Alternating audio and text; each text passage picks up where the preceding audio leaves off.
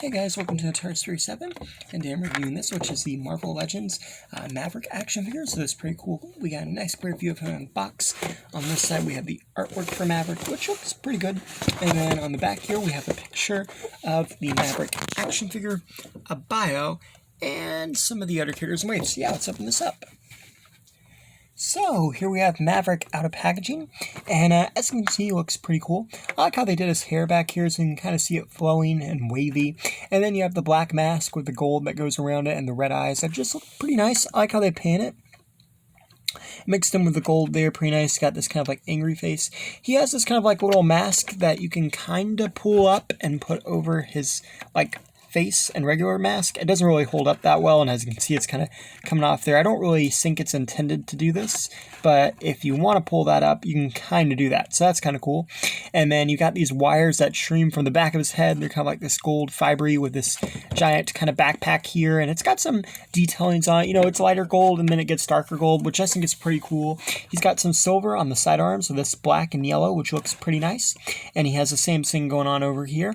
He's got this brown trap that goes across, and then what looks kind of like bullets, almost kind of like one of those bullet things that people wear, you know. I don't know, I guess like a bullet trap or something. It might not be that, but it just kind of reminds me of that, you know, like a machine gun thing. He's got some more of the silver armoring with some black that goes there. Then he's got pocket on this side and a holster for one of his guns. It's done with that brown material that almost makes it look like leather, which is pretty cool. Then he's got some brown and silver that mixes in. I like how he's not just one solid color. I like how he has these multiple colors going on. And then moving down, he is more of one solid color, but I think that's pretty cool. And I like the design that they've chosen here for him. And in terms of articulation, you got a 360 at the head. You can look up and down. Now, his head is a little hindered in terms of what he can do because of these wires, but it's really not that big a deal.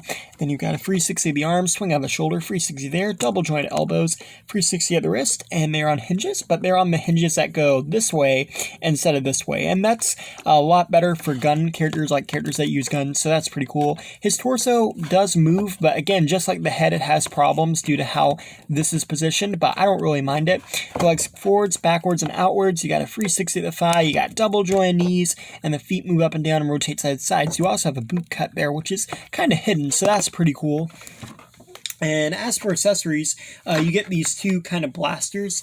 You have this one, which almost kind of looks like a silencer attached to it, or some kind of heavy machine gun in the form of a smaller gun. And then you have this one, which has this huge banana type clip there on it. So that's pretty cool. And he can hold one of his guns in his holster. I wish they had kind of given you something to hold the other one because it feels a little out of place. But regardless, that's kind of cool. And he has two trigger hands, so he can hold each gun pretty well, which I think is pretty cool. And I will say, one thing I really like about his weapons is they could have just given him like generic blasters, but instead they've kind of given him these. I don't think we've seen these before. We may have, and I just might not have paid attention to them. But I like how he has these different style guns, and I like how they're trying to make him a little different. And I think it's cool too, you know, he's obviously kind of more on the obscure end, and I'm glad we're getting to see more of these obscure X-Men type universe characters. And yeah, thanks for watching. Please rate, like, and subscribe.